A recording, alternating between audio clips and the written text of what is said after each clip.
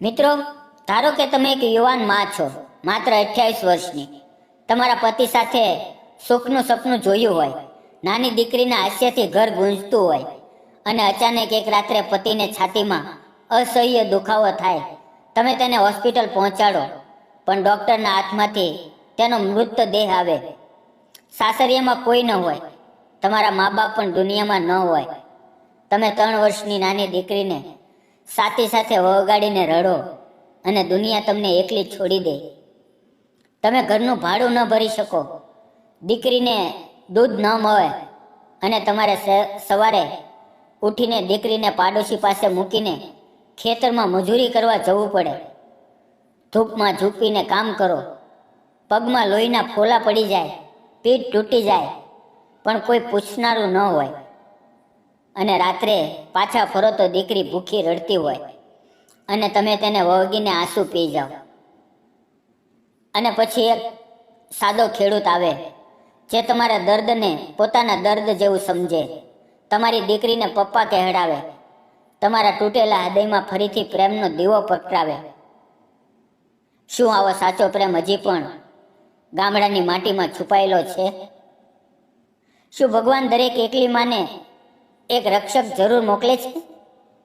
મિત્રો, આજની આ વાર્તા સાંભળીને તમારી આંખોમાંથી આંસુની અવિરત ધારા વહેતી થઈ જશે, હૃદય દ્રવી ઉઠશે, અને અંતે આશાની એક નવી કિરણ તમને હસાવી દેશે.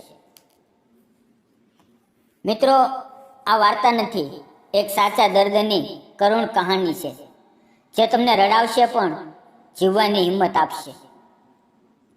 તો તૈયાર થઈ જાઓ, કારણ કે આ વાર્તા તમારા હૃદયને હલાવી નાખશે. મિત્રો, મારું નામ કાજલ છે, અને મારી ઉંમર 28 વર્ષની છે. મારી પાસે એક નાનકડી દીકરી છે, નામ છે રિયા, માત્ર 3 વર્ષની.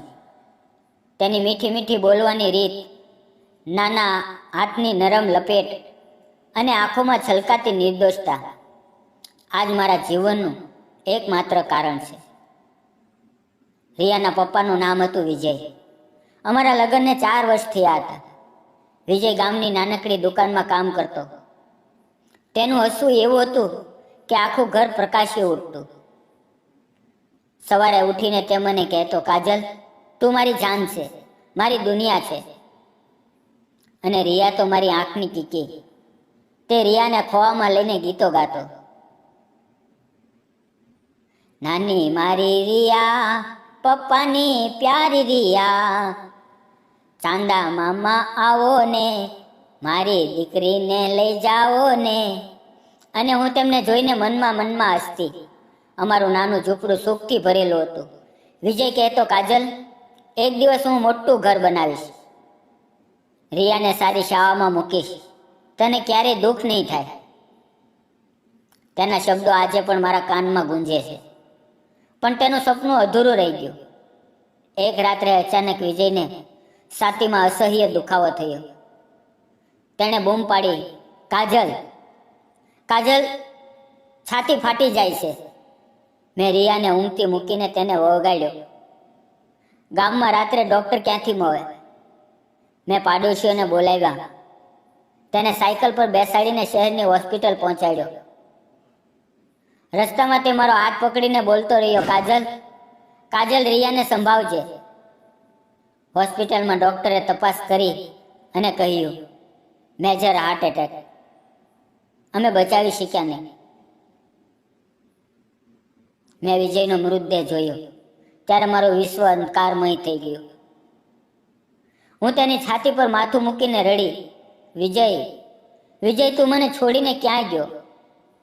અમે કેવી રીતે જીવશું? રિયા મારી પાસે આવી અને કહેવા લાગી, મમ્મી, મમ્મી, પપ્પા ક્યાં ગયા? તેનો પ્રશ્ન સાંભળીને મારું હૃદય ફાટી ગયું. તે દિવસથી મારા આંસુ ન રોકાયા. વિજય ગયા પછી મારી પાસે કંઈ બચ્યું નહીં. સાસરિયામાં કોઈ નહોતું. વિજયના મા બાપ તેના જન્મ પહેલા જ ગુજરી ગયા હતા. મારા મા બાપ પણ અગાઉ જ એક અકસ્માતમાં મરી ગયા હતા. હું અને રિયા એકલા પડી ગયા. ઘરનું ભાડું ન ભરી શકી. માલિકે કાઢી મૂકી. મેં ગામમાં જ એક જૂનું ઝૂંપડું ભાડે લીધું. જ્યાં વરસાદ આવે તો છત પરથી પાણી ટપકે. ઠંડીમાં ઠૂઠવાતા હોઈએ, પૈસા નહોતા. રિયાને દૂધ પણ મુશ્કેલીથી મળતું. તે રડતી, મમ્મી મમ્મી દૂધ, અને હું તેને વગાડીને રડતી. મેં પાડોશી કાકીને વિનંતી કરી, કાકી રિયાને તમારી પાસે મૂકું, હું ખેતરમાં મજૂરી કરીને પૈસા લાવીશ. કાકીએ દયા ખાઈને હા કરી, પણ તેમની પાસે પણ પોતાના બાળકો હતા. હું સવારે 4 વાગ્યે ઉઠું, રિયાને જગાડીને કાકી પાસે મૂકું. તે રડતી રહેતી, મમ્મી મમ્મી ના જા, અને હું આંસુ છુપાવીને ખેતર તરફ દોડું. ધૂપમાં ઝૂકીને નિંદામણ કરું. કપાસના ખેતરમાં કાંટા વિંધાય, હાથમાંથી લોહી વહે, પગમાં ફોલ્લા પડી જાય, પીઠ એવી દુખે કે ઊભા થઈ શકું નહીં. સાંજે પાછા ફરું ત્યારે શરીર તૂટી ગયેલું હોય, પણ રિયા દોડીને આવે અને કહે, મમ્મી ભૂખ લાગી, ખાવું છે, રમવું છે. મેં તેને રોટલી અને મરચું ખવડાવ્યું અને પોતે ભૂખી સૂઈ જતી. રાત્રે રિયા મારી છાતી પર માથું મૂકીને સૂઈ જાય અને હું તેના વાવમાં આંગળીઓ ફેરવતી રહું.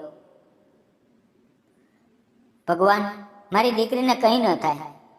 એક દિવસ ખેતરમાં કામ કરતા કરતા મને એક માણસ મળ્યો. નામ હતું ધવલ. તે પોતાના નાનકડા ખેતરનો માલિક હતો. ઊંચો, મજબૂત, ચહેરા પર માટીની ખુશ્બુ અને આંખોમાં અસીમ દયા. તેણે મને ધૂપમાં કામ કરતી જોઈ અને પાણીની બોટલ આપી. પાણી પી લે, નહીં તો બીમાર પડીશ. મેં શરમાઈને પાણી પીધું અને તે હસીને પોતાના ખેતર તરફ ગયો. તે પછી તે રોજ મળવા લાગ્યો. ક્યારેક મને વધારાનું કામ આપે અને વધુ મજૂરી આપે. ક્યારેક રિયા માટે તાજા ફળ કે દહીં લાવે. ધીરે ધીરે વાતો થવા લાગી. તે પોતાની વાત કહેતો, કાજલ, હું પણ એકલો છું. મા બાપ ગુજરી ગયા, ખેતરમાં જ મહેનત કરું છું. તેની વાતો સાંભળીને મને લાગતું કે હું એકલી નથી. અમારી નજરો મળતી અને મારા હૃદયમાં વર્ષોથી બંધી પડેલી એક નાની કૂપો ફરીથી અંકુરિત થવા લાગી.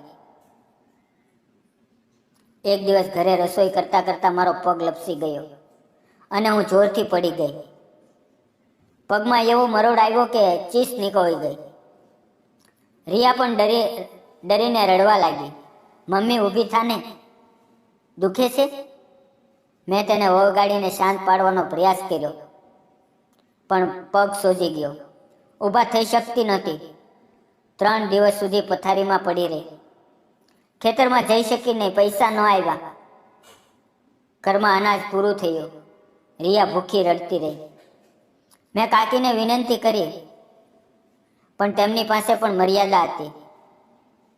ચોથા દિવસે રિયા મને કહેવા લાગી, મમ્મી મમ્મી ભૂખ, કંઈક ખાવું છે. તેની આંખોમાં આંસુ જોઈને મારું હૃદય ફાટી ગયું. હું રડતા રડતા ભગવાનને પુકારતી રહી. ત્યારે ધવલને ખબર પડી. તેણે ખેતરમાં મને ન જોઈ એટલે પાડોશીઓને પૂછ્યું અને મારા ઝૂંપડા સુધી દોડતો આવ્યો. દરવાજો ખખડાવ્યો તો રિયાએ રડતા રડતા ખોલ્યો. ધવલ અંદર આવ્યો અને મને પથારીમાં પડેલી જોઈ. મારો સોજેલો પગ જોઈ તેની આંખમાં આંસુ આવી ગયા. કાજલ, આ શું થયું? તે મને કેમ ન કહ્યું? મેં રડતા રડતા કહ્યું, ધવલ, પગ મરડાઈ ગયો, પૈસા નથી, રિયા ભૂખી છે. હું કેવી રીતે કહું? તેણે તરત રિયાને ખોવામાં લીધી. તેને ચોકલેટ આપીને કહ્યું, ચિંતા ન કર, કાકા આવી ગયા ને, હવે બધું સારું થઈ જશે. તેણે પોતાની સાયકલ પર અમને બેસાડીને ગામના ડૉક્ટર પાસે લઈ ગયો. દવા લાવી, મલમ લગાવ્યું. ઘરેથી તાજું દહીં રોટલી લાવીને રિયાને ખવડાવી. આખી રાત મારા પગમાં તેલ માલિશ કરતો રહ્યો. ઠંડા પાણીની પટ્ટી મૂકી. તેના હાથની ગરમાહટ મને વર્ષોથી ભૂલાઈ ગયેલી સુરક્ષાની લાગણી આપી. જ્યારે હું થોડી સારી થઈ ત્યારે મેં તેને મારું બધું દર્દ કહ્યું. વિજયનો અચાનક હાર્ટ એટેક તેનું જતું થવું, એકલા પડવું, રિયાની ચિંતા, ખેતરની અસહ્ય મહેનત અને રાતના આંસુ. કહેતા કહેતા મારા આંસુ ન રોકાયા. હું ધ્રુજકા મારીને રડવા લાગી. ધવલ શાંતિથી સાંભળતો રહ્યો. તેની આંખોમાં પણ આંસુ હતા. પછી તેણે મારો હાથ પકડીને કહ્યું, કાજલ,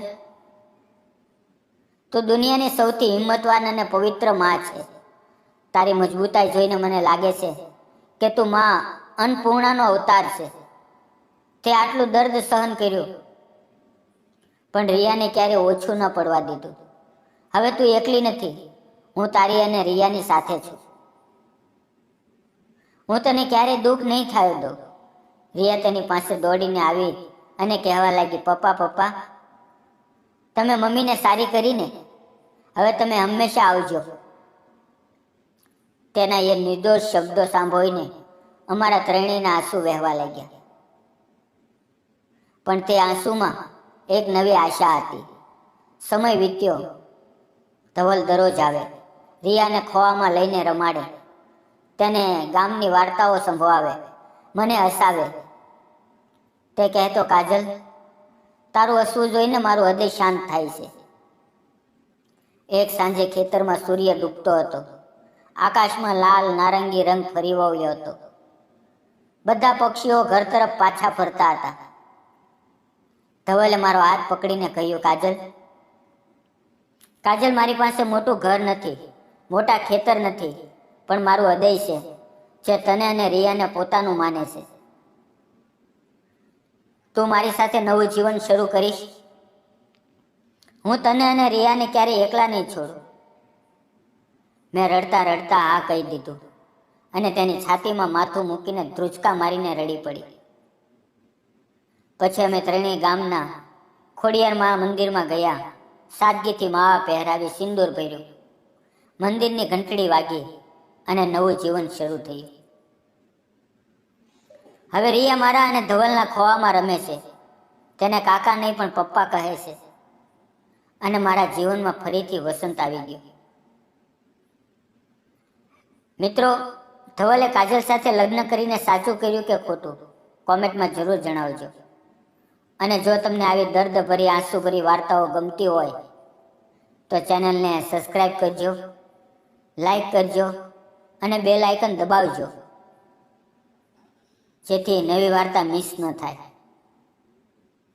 મિત્રો, જીવનમાં કેટલી વાર તૂટી જઈએ છીએ. લાગે છે કે હવે કંઈ બાકી નથી, પણ સાચો પ્રેમ અને હિંમત આપણને ફરી ઊભા કરે છે, નવી આશા આપે છે અને દુઃખના અંધકારમાંથી સુખનો પ્રકાશ બનાવી દે છે.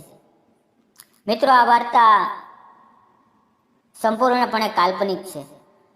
તેનો કોઈ વ્યક્તિ, જાતિ કે ધર્મ સાથે કોઈ સંબંધ નથી. ફક્ત મનોરંજન અને પ્રેરણા માટે બનાવવામાં આવી છે. મિત્રો, આવતીકાલનો વિડીયો જોવાનું ચૂકશો નહીં.